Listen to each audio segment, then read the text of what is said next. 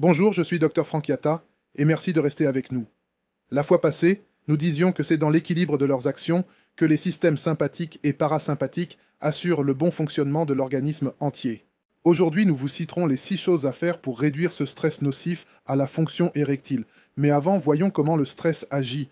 Donc le stress va exciter le système sympathique et par le fait même inhiber ou désactiver le système parasympathique, avec comme conséquence logique d'empêcher le fonctionnement normal de l'érection.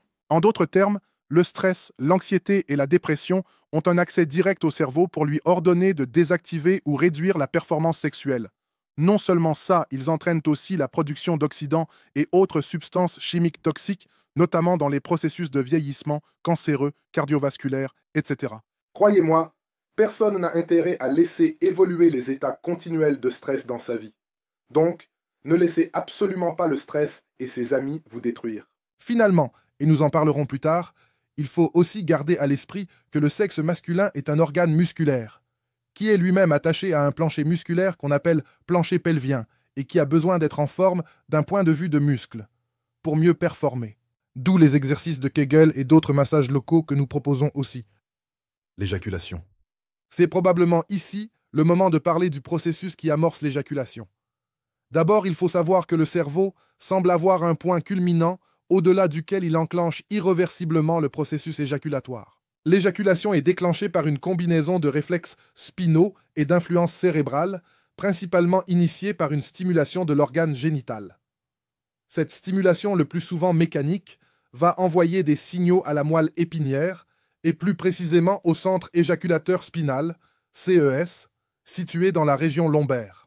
Quand ces signaux vont atteindre un certain seuil dont nous ne connaissons pas encore exactement les critères constitutifs, le centre éjaculateur spinal va envoyer un signal au cerveau au niveau de l'hypothalamus pour ensemble coordonner la libération du sperme et la contraction des muscles responsables de l'expulsion. La première leçon ici est que si vous êtes suffisamment averti, vous pouvez arriver à gérer le niveau d'excitation psychologique et ainsi retarder l'atteinte de ce seuil éjaculatoire. Eh bien, ce n'est pas facile, mais tout à fait possible. Avec beaucoup d'entraînement du mental et de la volonté, c'est ici que les techniques de défocalisation ou de déconcentration peuvent aider. La deuxième leçon est que si les muscles du plancher pelvien sont souples et exercés, ils ne vont pas se fatiguer plus rapidement pendant le rapport intime.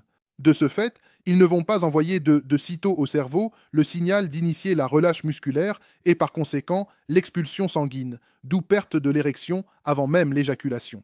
Comme vous l'avez compris, toute méthode qui retarde l'éjaculation aide à résoudre le problème de dysfonction érectile. C'est aussi ce que font les médicaments oraux en inhibant l'enzyme phosphodiesterase de type 5 tel que le Viagra. Que faire donc, docteur, devant toute cette situation? Eh bien, d'un point de vue du stress, quand les signes de la dysfonction érectile commencent à s'observer, il faut prendre les mesures suivantes. 1. Rapprochez-vous de votre épouse moralement, mentalement et surtout physiquement. Sans attendre ses excuses en cas de problèmes ou de mésentente, recherchez-la, allez vers elle. Harmonisez vos points de vue, si besoin, sollicitez son pardon, cela aura un impact sur votre force sexuelle. 2. Dans la mesure du possible, trouvez des solutions aux problèmes qui peuvent causer le stress. Arrangez la relation interpersonnelle familiale ou professionnelle perturbée, sortir et socialiser avec les autres, en parler ou chercher de l'aide avec des experts, rechercher une solution financière, etc. 3. Si vous tenez à être seul, recherchez à vous sentir bien et relaxé. Faites ce que vous semblez aimer. Détendez-vous, voyagez ou changez de milieu si vous en avez les moyens. 4. Si nécessaire, améliorez votre mode de vie. Arrêtez de consommer des excitants, café, tabac, alcool et autres substances psychoactives. Adoptez un bon équilibre alimentaire, prendre des mesures pour un bon sommeil, pratiquer une activité physique régulière et adopter des techniques de relaxation. 5.